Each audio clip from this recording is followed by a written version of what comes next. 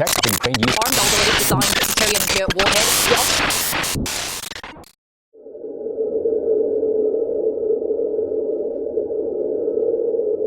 Have you ever looked at the chaos in the world, wars, disasters, and moral confusion, and wondered, could all of this be part of something much bigger? Something God foretold thousands of years ago? Is this the tribulation, that time of judgment and redemption the Bible talks about? Stay with me, because we're about to explore one of the most extraordinary stories in Scripture, a time of unparalleled suffering, the rise of a deceiver, and a climactic battle that will change the world forever. But at its heart, it's a story of hope and salvation. Are you ready?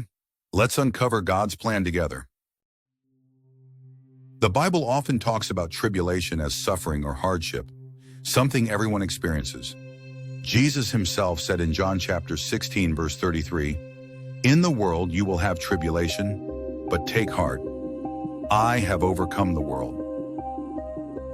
But there's another kind of tribulation, a global, extraordinary time of suffering, also known as the time of Jacob's trouble. This phrase comes from Jeremiah chapter 30, verse 7. "Alas, that day is so great, there is none like it. It is a time of distress for Jacob, yet he shall be saved out of it." Here, Jacob represents Israel, and this period is a specific time of trial and refining for God's chosen people, Israel, and for the entire world. This is a story of justice, where God refines the world through judgment. Like a woman in labor, the world will go through increasing pain, leading to the birth of something new, God's eternal kingdom. Let's break it down, starting with how the tribulation begins. The tribulation kicks off with an event many won't even recognize at first. A world leader rises, one who seems to have all the answers. He's the one the Bible calls the Antichrist. He plays a big role in a peace agreement with Israel, bringing stability to a region long plagued by conflict. Daniel chapter 9, verse 27 tells us, "He will confirm a covenant with many for one seven. In the middle of the seven, he will put an end to sacrifice and offering." This seven refers to 7 years, a 7-year period we call the tribulation.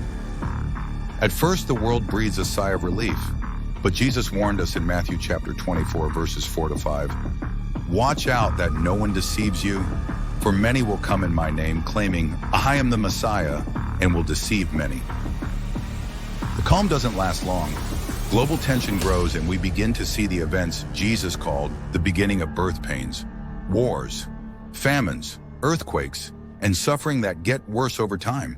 One of the Bible's most vivid descriptions of the tribulation comes from Revelation chapter 6, the 4 horsemen of the apocalypse. These figures symbolize the early judgments God unleashes on the world. The first horseman, riding a white horse, represents conquest, the rise of the Antichrist as a false savior. The second horseman on a red horse brings war, plunging nations into global conflict. The third horseman on a black horse symbolizes famine, as food shortages cause economic collapse. The fourth horseman on a pale horse brings death, claiming a quarter of the world's population through war, hunger, and disease. As these judgments unfold, the world descends into chaos, and the illusion of peace shatters. During this time, a significant event takes place, the rebuilding of the Third Temple in Jerusalem. For centuries, this has been central to Jewish expectations, and during the tribulation, it becomes a reality. Just read the news.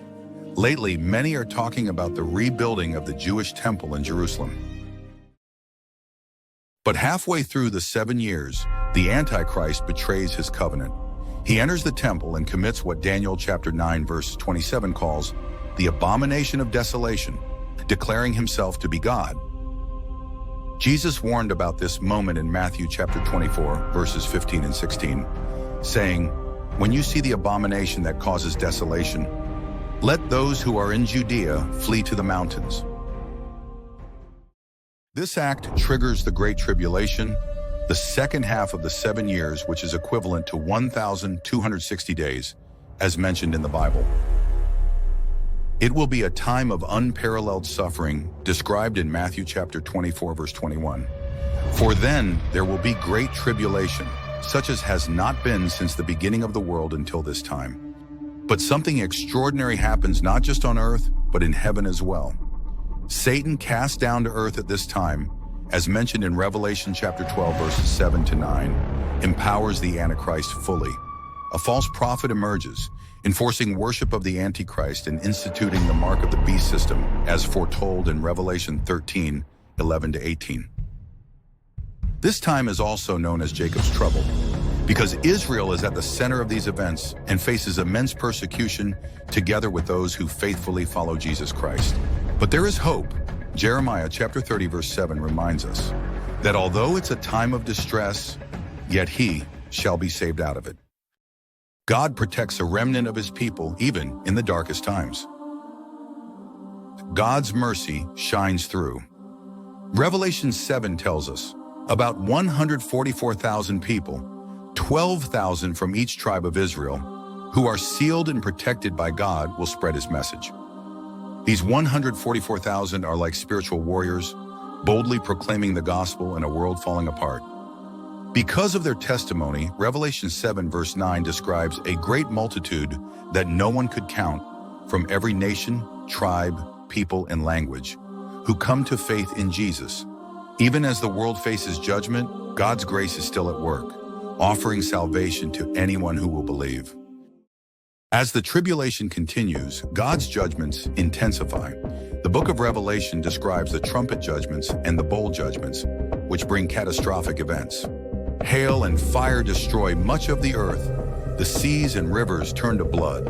The sun scorches people with unbearable heat. Demonic forces torment humanity. A massive earthquake levels cities and mountains. These judgments are not random.